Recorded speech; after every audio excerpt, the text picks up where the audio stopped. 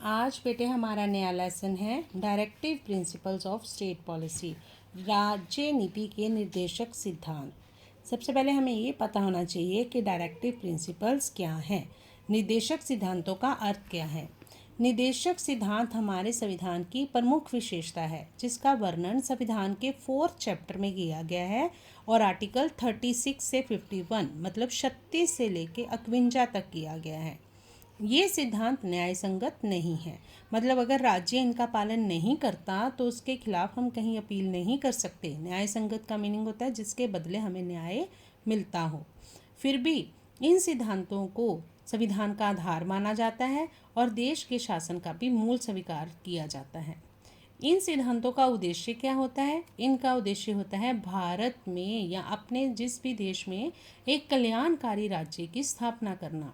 ये सिद्धांत राज्यों का मार्गदर्शन करते हैं, तभी इन्हें निर्देशक सिद्धांत कहा जाता है। निर्देशक मतलब निर्देश देते हैं राज्य को और सभी लोगों को सामाजिक, आर्थिक और राजनीतिक न्याय देने का प्रबंध करते हैं। भारतीय संविधान निर्माताओं ने बेटा ये सिद्धांत आयरलैंड के संविधान से लिए थे। मैंने आपको बताया था ना, जिसने संविधान वाला चैप्टर करवाया था, कि हमारा संविधान बहुत से सोर्सेज से लिया हुआ संविधान है, विभिन्न विभिन्न स्रोतों से लिया हुआ सिद्धांत है। तो ये आयरलैंड से हमने क्या लिया है, राज्य नीति के निर्देशक सिद्धांत हमने वहाँ से लिए हैं, उनके संविधान से लिए हैं। अगर हम ये कहें कि निर्देशक सिद्धांत ऐसे आदेश होते हैं जिसके अनुसार सरकार को लोक भलाई के काम करने के लिए प्रेरित किया जाता है, तो ये बात गलत नहीं होगी। आगे बेटे समझ में, निर्देशक सिद्धांत है क्या? संविधान के 4th चैप्टर में है, आर्टिकल 36 से 51 तक है और इनका उद्देश्य जो है लोगों का कल्याण करना है। और ये किसको करने के लिए कहा गया है? राज्यों को आदेश दिए गए हैं, ये राज्यों के लिए हैं, नागरिकों के लिए नहीं है, तभी इसका नाम राज्य नीति के निर्देशक सिद्धांत है। नेक्स्ट क्वेश्चन है, निर्देशक सिद्धांतों और मौलिक अधिकारों में अंतर लिखें। Distinction between directive principle and fundamental rights, difference बताना है दोनों के बीच क्या है। फंडामेंटल राइट्स वाला चैप्टर हम कर चुके हैं अभी। मौलिक अधिकार क्या होते हैं हमें पता है, जिनका वर्णन संविधान के 3रे चैप्टर में है और इनका वर्णन 4थे चैप्टर में है। ठीक है, सबसे पहले जो डिफरेंस है वो ये कि जो निर्देशक सिद्धांत है ना, वो सकारात्मक आदेश होते हैं, जबकि मौलिक अधिकार निषेधात्मक। अब इनका मीनिंग क्या है? ये पॉजिटिव है, वो नेगेटिव है। सकारात्मक मतलब है जो काम करने के लिए कहा गया है। मौलिक अधिकारों में क्या है, हमें कई चीज़ों की मनाही की गई है। जैसे निर्देशक सिद्धांतों में है कि राज्य को ये कहा गया है कि 14 वर्ष से जो आयु के बच्चे उनके लिए मुफ्त शिक्षा का प्रबंध करेगा। लेकिन मौलिक अधिकारों में एक एग्जाम्पल दे रही हूँ, जैसे कहा गया है कि कोई भी जो है वो भेदभाव नहीं किया जाएगा, भेदभावों की मनाही है।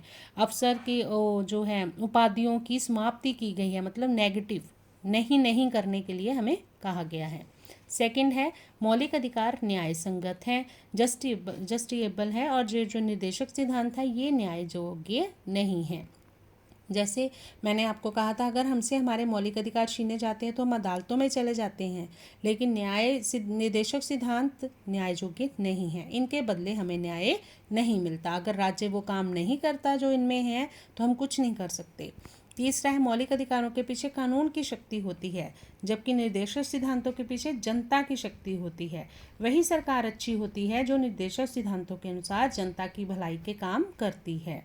लेकिन जो सरकार ऐसा नहीं करती तो उसे हम कुछ नहीं कह सकते। लेकिन फिर वही बात कि मौलिक अधिकारों के पीछे अगर हम नहीं कुछ भी किया जाता है, मौलिक अधिकारों के साथ छेड़छाड़, तो हम अदालतों में जा सकते हैं, क्योंकि इसके पीछे लॉ की शक्ति है, लेकिन इनके पीछे ऐसा कुछ नहीं है।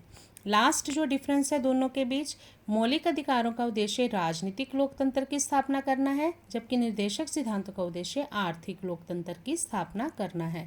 समाज में से अमीर गरीब के अंतर को खत्म करते हैं ये डायरेक्टिव प्रिंसिपल, जबकि मौलिक अधिकारों में ऐसा कोई अधिकार हमें नहीं दिया गया। तो दोनों के एम ही डिफरेंट है। इसका एम क्या है? पॉलिटिकल डेमोक्रेसी एस्टेब्लिश करनी है, और डायरेक्टिव प्रिंसिपल ने इकोनॉमिक डेमोक्रेसी एस्टेब्लिश करनी है। दोनों क्वेश्चन बेटे अपने याद भी करने हैं और लिखने भी हैं।